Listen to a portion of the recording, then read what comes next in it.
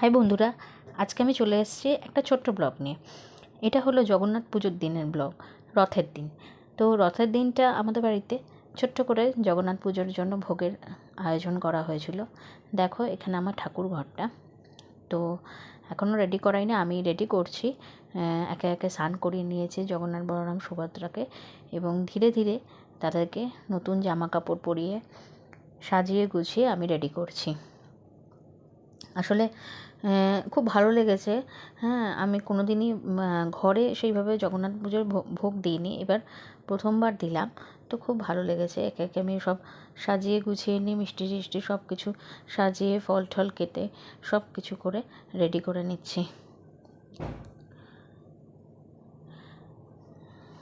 খুব ছোট করে আয়োজনে বেশ সুন্দর করে হয়ে গেল পুজোটা।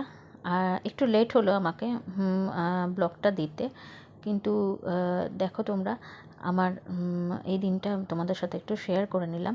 আমার মাকে জবা ফুলের মালাটা পরিয়ে দিলাম, গোপালকে মালা পরিয়ে নিলাম, এবং জগন্নাথ বলরাম সুভদ্রাকেও মালা পরিয়ে দিয়েছি।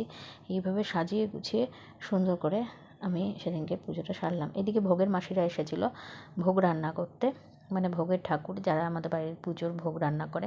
তো ওইদিকে মা বাসন টাসন সব রেডি করেছে, ফুল টুলি এগুলো সব আমার মায়ের সাজানো, সব মা সাজিয়ে দিয়েছে।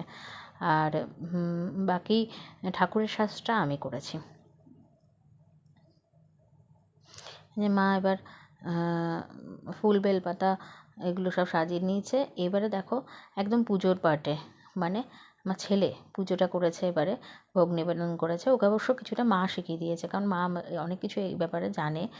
তো মা নিজেও অনেক পুজো টুজো করে বাড়িতে, তো মা কিছু কিছু ওকে শিখিয়ে দিয়েছিল, যেহেতু ওর পৈতে হয়ে গেছে। তো ও মানে এবারে পুজোটা করে দিল। এটা সব মিলিয়ে খুব সুন্দর একটা অভিজ্ঞতা হয়েছে, ভীষণ ভালো। দেখো এবারে জগন্নাথের শৃঙ্গারটা।